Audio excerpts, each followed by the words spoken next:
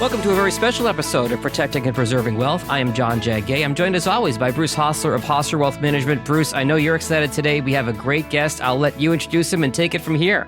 I am so excited today to have and introduce David McKnight, the author of The Power of Zero.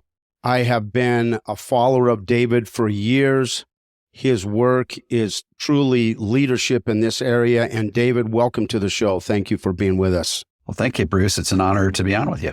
Great. I have so many questions, but we only have so much time. But David, it's been 10 years now since you've written your best-selling book, The Power of Zero, and I think our listeners would be interested in hearing what things of note have transpired in those 10 years, including, be sure and include something about your movie, The Power of Zero, because what a thing that is. Sure. Let me sort of put the fiscal trajectory of our nation in perspective. I want to go back to 1999 when Bill Clinton stood before the nation in the State of the Union. He said, hey, look, I've got great news. We've got budget surpluses. There's about $5 trillion of debt back then. He says, we got budget surpluses for like the next 23 years. Okay, so if we just keep on the same path, the debt should remain at about $5 trillion. Fast forward to 2014, and lo and behold, the debt did not stay at $5 trillion. Right. In fact, it rose precipitously because of unfunded wars. Because of an unfunded prescription drug program that was an $8 trillion unfunded liability. And then, between COVID and more wars and bailouts and TARP and things like that, we now are to the point where in 2024, we have $34 trillion of debt. And back in about 2010, a very important person, former Comptroller General of the federal government, David Walker, he was raising the warning cry about the fiscal trajectory of our nation. And he wasn't even anticipating all of the spending for the things that ultimately contributed to the debt. He was worried about three things: Social Security, Medicare, and Medicaid. He said there is a huge unfunded obligation for those programs alone. So what has happened since 2010 and ultimately 2014, when I wrote The Power of Zero, is the debt has multiplied on orders of magnitude, right? And so we are now at a point where we have $34 trillion of debt. We're calculated to have $2 trillion on average of debt per year for the next 10 years. We'll have $54 trillion of debt by 2033. And that doesn't include any of the problems that David Walker originally warned us about. We still have a $200 trillion plus fiscal hole in our economic outlook due to Social Security, Medicare, and Medicaid. And so what's happened is really the country has just spent with reckless abandon, and they have failed to shore up the single greatest shortfall in our country's economic trajectory over the next 75 years. And that's the unfunded obligation for Social Security, Medicare, and Medicaid. So I think if you ask David Walker, he'd say, wow, I never dreamed that the problem would be so much worse in 2024 than it was back in 2010. And we still haven't put any fixes in place. And so when we talk about the trajectory of the debt, it's only going to get worse from here on out as we think about what we need to do, And you haven't even mentioned inflation causing the higher interest rates that we're going through right now and the interest rates that we're having to pay on that debt, David, as it renews and rolls over. Right. The national debt is these are short-term loans that other countries give to us.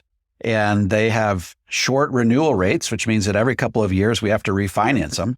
And when we refinance all that debt, we do it under the higher interest rates. And so if all interest rates did was stay at historically normal levels like they are right now, the cost of servicing that debt, once all of that debt gets renewed under the current interest rates, could double, triple, or even quadruple. So we're fast approaching this point where the national debt is going to consume a greater and greater portion of the national budget, or at least servicing the national debt, which means that our country is going to need huge infusions of cash, huge sources of new revenue in the very near future to be able to just pay for all the interest on that debt, let alone just the cost of running the federal government, parks, programs for needy individuals, Medicare, Medicaid, Social Security. It's just problems are compounding as we move forward in time. So what do you see as you look forward over the next 10 years? Here we are in 2024. What can our listeners expect to happen over this next 10 years, David? I'm very concerned. Yeah, I think that you're rightfully concerned, Bruce. I think that they can anticipate that the national debt will continue to grow in an unrestrained sort of a way. I think what we need to worry about is not so much how much debt we owe, it's the debt to GDP ratio. Experts have warned that when we get to the point where we have about 175% debt to GDP, and that's slated to happen in about 2043, that no combination of increasing taxes or cutting spending will arrest the financial collapse of our country. In other words, the debt will be so massive and the cost of servicing will be so massive that it doesn't matter what we do, we will have passed the point of no return at that point, and we will already have sort of entered into that death spiral from which there's no deliverance. So there's this is a study by Penn Wharton, right? These are not financial neophytes that are predicting this. So it's going to get pretty grim, and politicians aren't all that interested in making the tough decisions to right the fiscal ship of state. Oh, no, they're not talking about that at all. However, it does seem to me in just the last 6 months that there have been many more voices. And when I say voices, I mean people of significance. Like Ray Dalio was telling the Wall Street Journal that the U.S. is courting a debt crisis and that the national debt will explode to more than $52 trillion in 2033, less than 10 years. What are you seeing? Are you hearing these other voices coming up and talking about this national debt? Are you seeing that as a leader in this space? Yeah, it used to be that people would call me and David Walker and others that had been voicing these concerns. They would call us inflammatory and polarizing and fear-mongering. But you're starting to see that more and more of those people are coming over into our camp because the math doesn't lie. You can only have so much debt, and you can only afford to service so much debt before it starts to put a major crimp in your economic growth. And you'll get to the point where you just can't print your way out of these problems. You're going to need huge infusions of new revenue. And most of the experts that I follow on this are predicting that tax rates will have to rise precipitously in the next 10 years to be able to afford the cost of servicing all this debt. And so, yeah, it's a lot of the prophecies that David Walker made back in 2010 are being realized even as we speak, and it only gets worse from here on out. So in my new book coming out at the end of the month here in March, Moving to Tax-Free, I discuss how tax planning is such a challenge today because tax professionals are so busy preparing taxes that they don't have time to do tax planning. And a lot of financial advisors, they're not really prepared to provide that tax planning, even though there's some new software coming out helping that. What are some of the challenges that you're seeing in this area of the industry today, trying to help people get ahead of the 0% tax bracket by putting a tax plan together so they can make that Roth conversion and they can move to tax-free life insurance retirement plans? What are you seeing that's going on in the industry today? Yeah, basically what I've seen is that there's three basic types of financial advisors who are trying to grapple with this type of planning. And only one of them really can do a comprehensive job and help shepherd people through the process of mitigating against the impact of higher taxes. The first type of advisor is sort of like this product salesman who thinks that, for example, life insurance is the end all be all and it solves all of your problems. It's a magic bullet. So let's put all of our money into there. It's a very sort of, if all you ever have is a hammer, everything looks like a nail. And yeah, they're just hitting everything they can with one hammer, right? Yeah, it's just not very comprehensive and frankly gives short shrift to a lot of the strategies that we talk about, you and I talk about day in and day out, that really can help solve this problem for a lot of Americans.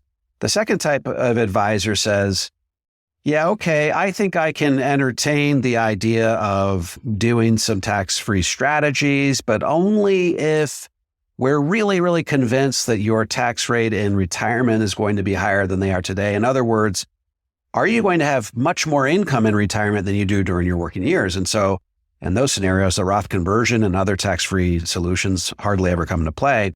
And the third type of advisor says, look, I am willing to take a look at the lay of the land, the fiscal landscape of our country, and I can see that even 10 years from now, that tax rates are going to have to rise dramatically even if your income remains exactly the same as it is today, because of the unfunded obligations for Social Security, Medicare, and Medicaid, the rapidly mounting national debt, the federal government will have no choice but to raise taxes, and probably within the next 10 years.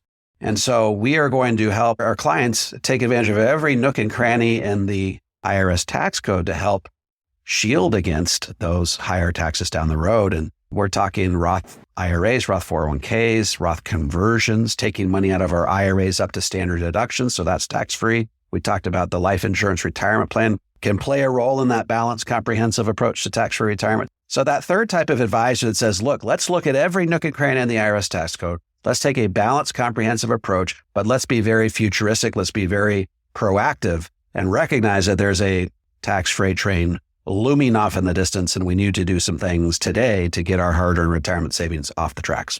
So those advisors are actually believing that the tax rates are going to be higher in the future, whereas the other two are not really even considering that, right? Yeah, they think that, again, it's alarmist, it's, inflammatory. They'll say, we have no idea what tax rates are going to do in the future, that right. Tax rates have a history of ebbing and flowing over time. I'm like, well, gosh, it's not very hard to read the handwriting on the wall here, because right. the national debt is such a predictable sort of a thing. And we can see that debt to GDP ratio creeping up consistently over time. And so we are trying to get a sense for the lay of the land and then create strategies accordingly. Well, when you're joined by the likes of Ray Dalio, who is, the founder of Bridgewater Associates, the world's largest hedge fund, you have allies on your side now, David. Like, you've been a lone prophet in the wilderness out there, and now you're starting to get other voices that are sounding the cry of concern about this. Now, on your podcast recently and in your YouTube channels, you seem like you're receiving a lot of incoming resistance from the so-called quote-unquote gurus about the concepts of moving to tax-free and using the tools necessary to get to the 0% tax bracket. Please tell us about your new book and all of the interference you're facing in trying to get the Power of Zero message out to the American people. Yeah, I do. I have a book coming out. I just actually finalized the deal with my publisher, and it's coming out probably in the fall. And it's called The Guru Gap. And the subtitle, I think, tells this whole story, how America's financial gurus are leading you astray and how to get back on track. Now, I do talk about, there's quite a few gurus that I talk about. I talk about Dave Ramsey. He's one of the stars of the show. We talk about Susie Orman. I have almost a whole chapter dedicated to our friend Ken Fisher. I talk about Ramit Sethi from Netflix, I Will Make You Rich. So one of the major themes is that most of these gurus believe that tax rates in the future are likely to be higher than they are today. But when you go to their websites, there is very little practical strategy on exactly how you should arrange your assets so as to best shield yourself from the impact of higher taxes. If, for example, you go to Susie Orman's website, you take a look at Roth conversions, all of the important information you would need to execute a Roth conversion is missing. You need to know how much of your IRA should you convert, and what installments over what time period, what tax bracket should you stay in, when should you get it completed by? These are all very, very important things. So they give short shrift to the entire strategy, even though they've done a good job of coming around to the fact that tax rates have to go up. But one of the other things that they do is they tend to wax fairly black and white when it comes to the types of solutions that can help mitigate risk in your retirement plan. For example, they are uniformly against any sort of annuity. And frankly, Bruce, as you know, an annuity can do something that no other vehicle can do, namely guarantee that your money will last as long as you do. Yeah. And give you higher distributions than you would if you were just relying on a stock portfolio where the most you could take out in any given year is 4%. You take away that longevity risk, and people worry about outliving their money. So that portion of their portfolio that has a guaranteed income stream for life, that is powerful for many people. That's right. And if you can arrange it within the right types of annuities that have what I call piecemeal internal Roth conversions, you can get those annuities repositioned to the tax-free bucket by way of a Roth conversion, so that then you can have guaranteed tax-free income for the rest of your life, which is a pretty powerful thing in the face of rising taxes. They also uniformly reject, David Ramsey, for example, uniformly rejects any sort of permanent life insurance. Right. He says that what his famous quote is, it's 100% crap 100% of the time. It's a steaming hot pile of garbage, which frankly flies in the face of all of the math-based studies around permanent life insurance. There's a lot of, Ernst & Young recently did a very compelling study on how to use cash value life insurance as a volatility shield in retirement. Yeah, that's a great article. Basically what you do is if you can pay for your lifestyle out of your cash value life insurance in the year following a down year in your stock market portfolio, it gives your stock market portfolio a chance to recover before you take further distributions. Right. And that act alone can increase your sustainable withdrawal rate on your stock portfolio from 4 to 8%, which is huge because that means that you have twice as much efficiency and can distribute twice as much money out of your portfolio in retirement. So your money has an increased likelihood of lasting as long as you do. And that's the name of the game. Sell high, don't sell low. It gives you that flexibility to do that. David, I have loved your thought leadership in trying to help people understand that they need to create multiple streams of tax-free income from multiple sources. There's not just one thing that can do this and solve the problem of having tax-free income. So Roth IRAs, Roth 401ks, conversion Roth IRAs, life insurance retirement plans, a traditional life insurance policy where the RMD is covered by the standard deduction, and certainly keeping your Social Security benefits tax-free by keeping your provisional income below the thresholds that create the taxability of Social Security. Now, are you starting to see some traction in the financial industry from other tax and financial professionals starting to understand the importance of these concepts of having multiple streams of tax-free income? I see it a little bit, frankly, Bruce. I'm not seeing a lot of it. And I just think that number one, people, particularly financial advisors, are not educated enough around the reality of future higher tax rates. And I think if they were, they would be more familiar with the ways to mitigate against rising taxes down the road. So it's a fairly unique strategy to the power of zero approach. We want multiple streams of tax-free income, none of which show up on the IRS's radar, but all of which contribute to you being in the 0% tax bracket. And Bruce, you quoted all of them. You've got your Roth IRA, Roth 401k, Roth conversion, taking money out of your IRA up to standard deductions. So that's completely offset. You've got your LIRP, and if you can keep your provisional income low enough, you've got your Social Security tax-free as well. So these are 6 different streams of tax-free income. I mean, that's the very definition of a balanced approach to tax-free retirement. And the thing that's interesting, Bruce, is that every single one of those streams of tax-free income does something a little different than what the other one does. It has a unique quality that sets it apart, that makes it an integral part of the entire plan. Yes, no, I agree with that. And David, you teach in some of your retirement workshops, the disincentive that the industry has, because if we pay taxes to make our Roth conversions, now the advisor has less money to manage, so they're making less money. So there's a conflict of interest. These fee-based advisors are not admitting that they have a conflict of interest against moving to tax-free because the client has to pay that money. And now they have less money invested with the advisor. And so the advisor is disincentivized financially from helping the client to move to tax-free. What a thing that is. That's right. I mean, that's never been more the case than, we'll come back to Ken Fisher. Ken Fisher manages over $100 billion. He's one of the single largest RIAs in the country. So you would think that he would be really motivated to help his clients wring the most after-tax distributions out of their retirement savings. And so you would naturally think that you could do a Google search with Roth conversion and Ken Fisher or Fisher Investments and have all sorts of articles pop up. Right. Bruce, I would challenge your listeners to actually do a Google search on Ken Fisher and Roth conversions and see how many hits you get. And I will give you a plot spoiler here. There's only one mention of it in all of cyberspace. Wow. And in order to see that mention, you have to give Ken Fisher your name, phone number, and email and get his, I think it's 100 pieces of retirement advice or whatever. And I'm like, well, clearly the Roth conversion is so important that it's going to be in the first 10 or first 20. Well, it didn't even make the top 50. You have to go all the way up to the Number 92 piece of retirement advice is you may want to consider a Roth conversion. Talk to your advisor.